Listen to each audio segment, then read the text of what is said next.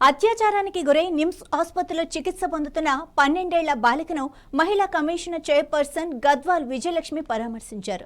బాలిక ఆరోగ్యం మెరుగవుతోందని, అయితే ఆమె షాక్కు గురైందని వివరించారు. బాలికకు చట్టపరమైన న్యాయం జరిగే వరకు మహిళా కమిషన్ అండగా నిలుస్తుందని విజయలక్ష్మి చెప్పారు. బీజేవైఎం నాయకులు కూడా బాలికను పరామర్శించారు.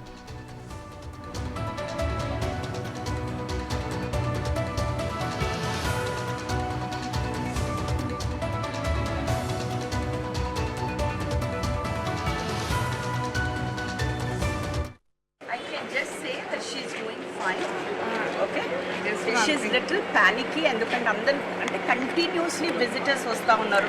An occasion to take photographs or for the press to ask us what is happening. So I'm requesting you also, please respect. మేము చూస్తున్నామంటే ఇది టీవీలలో వాటిలో వచ్చే ఇన్సిడెంట్ కాదు. సో పరిస్థితి బాగుంది. We saw she's talking. వాళ్ళ మదర్తో మాట్లాడాను. Because I don't want to disturb the girl. ఊరికూరికి అందరు వెళ్ళి అమ్మాయిని చూస్తే she's already in a trauma. So మళ్ళీ కూడా అమ్మాయిని అందరూ విజిటర్స్ చూస్తూ ఉండి స్పెషలీ మేల్ని చూడంగానే అమ్మాయి ఏడుస్తుంది. So I think we should respect that. అందుకని మేము నాతో పాటు మా మెంబర్స్ అందరు కూడా ఉన్నారు, కానీ we did not go inside. We spoke to the mother father, ఇద్దరితో మాట్లాడాము. మాట్లాడితే they said she's doing fine.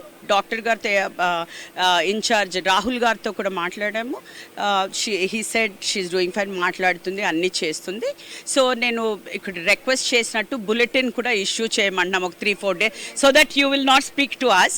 డైరెక్ట్గా మీకు బులెటిన్ ఇష్యూ అయితే మీకు తెలుస్తుంది ఆ అమ్మాయి సిచ్యువేషన్ ఎట్లుందో అనేసి. నిందితుల పైన ఇప్పుడు ఇన్సిడెంట్ అయింది. హీస్ ఆల్రెడీ రిమాండ్లో ఉన్నారు కాబట్టి procedure law will take its turn కదా. Law according to whatever is happening. ఇప్పుడు ఈ రిమాండ్లో ఉన్నారు కాబట్టి తప్పకుండా శిక్ష పడే అయితే చూస్తాం. మేము అందరూ ఎవరు మండిపడరండి. ఒక 12 ఏళ్ళ అమ్మాయి అంటే ఒక మహిళగా, మేము మహిళలే కాదు, అసలు మహిళ కాదు, మెన్ అయినా విమెన్ అయినా ఇది ఖండించదగిన విషయం కదా. ఒక చిన్న పాప, 12-year పాప. సో తప్పకుండా మండిపడడం కాదు, అంటే ఉరిశిక్షనే వెయ్యాలని మేమందరం కూడా అనుకుంటున్నాం ఇక్కడ.